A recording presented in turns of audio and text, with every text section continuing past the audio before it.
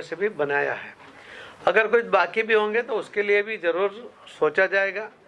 मुझे लगता है कि पहली बार किसानों के लिए जो ये योजना बनाकर उनका लाभ हो, उनको नुकसान ना हो। अगर नुकसान होता है या भाव कम हो जाए तो सरकार वो धान्य उसका खरीदी करे, उसका माल खरीद करे और उसको नुकसान ना हो। इस प्रकार की चिंता अगर पहली बार हुई है तो प्रधानमंत्री मोदी जी ने की है। कुछ छूट गया होगा तो उसके ऊपर भी विचार करेंगे। सर, SYL का मुद्दा आपने छेड़ा है क्योंकि पंजाब हरियाणा का बड़े सालों से मुद्दा चल रहा है।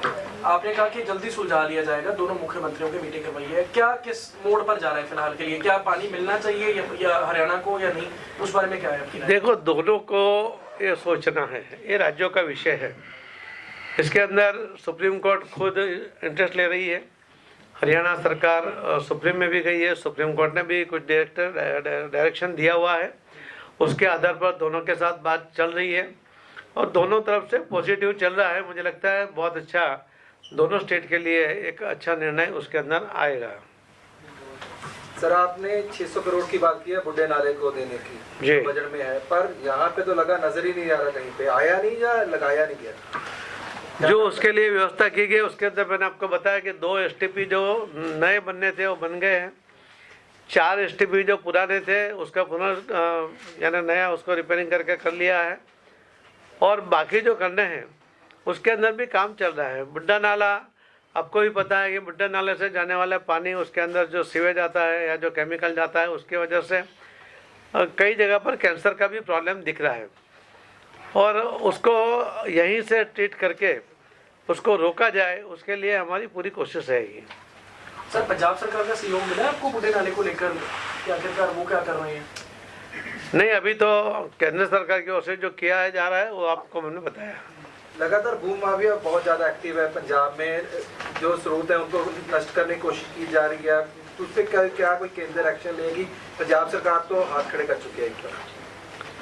अभी तो मैं बजट के बारे में आपके साथ बात करना है, उसकी मेरे पास तैयारी है। आपका सवाल अभी उसका जवाब मेरे पास नहीं है।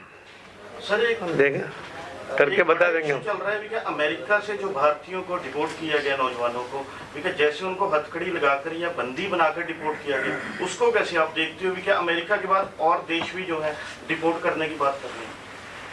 देखिए, डिपोर्ट करना हर देश का अपना अधिकार होता है। हमारे देश पे भी अगर कोई आते हैं तो उसके लिए भी डिपोर्ट करना या चलता रहता होगा, मगर हथकड़ी डालना ये उचित नहीं है। और इसीलिए अभी जब प्रधानमंत्री जी वहाँ अमेरिका जा रहे हैं तो ज़रूर वो मुद्दा उठाएंगे। इसके बारे में विदेश मंत्री ने राज्यसभा और लोकसभा में पूरा विवरण दिया है, पूरा उन्होंने उत्तर भी दिया हुआ है।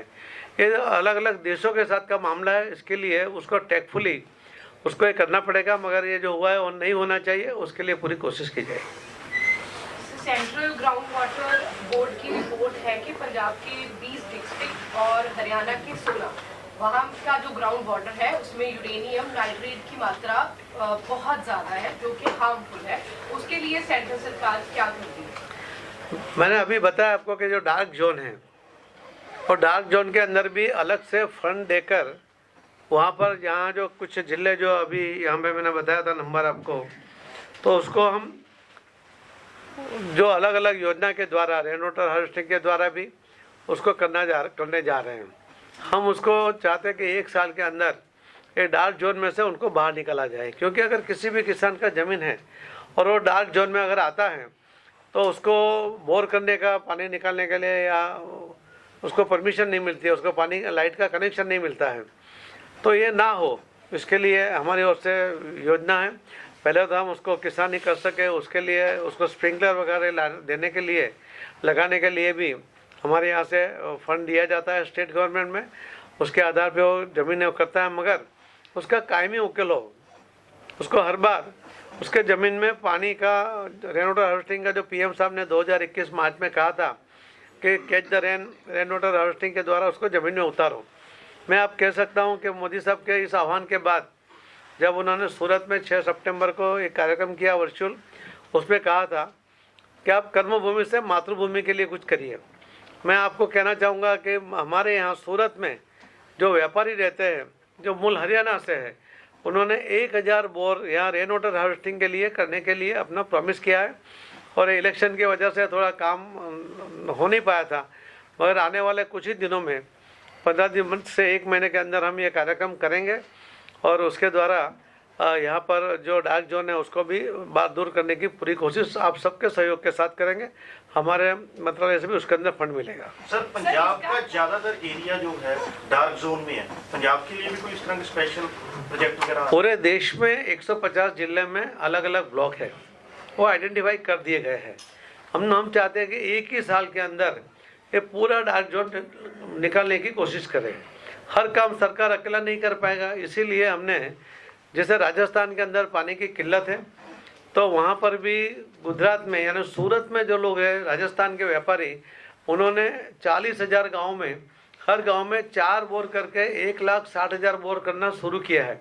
बोर यानी पानी निकालने के लिए नहीं, रेन वाटर हार्वेस्टिंग, पानी डालने के लिए वो काम चल रहा है। मध्य प्रदेश में 15,000 बोर कर रहे हैं, वहाँ बिहार में 10 जिले के सभी गांव में 4 बोर कर रहे हैं। इसी के अंदर इसका भी निर्णय हुआ था कि यहाँ पर हरियाणा में भी 1,000 बोर वो लोग करके देंगे। बाकी हम लोग भी करेंगे, जो हमारे पास भी डार्क जोन के लिए अलग फंड है और हम उसको प्लानिंग से कर रहे हैं। हमारा टारगेट ही 1 साल में ही बाहर निकालने का, आप सबके सहयोग के साथ होगा तो जरूर निकल जाएगा।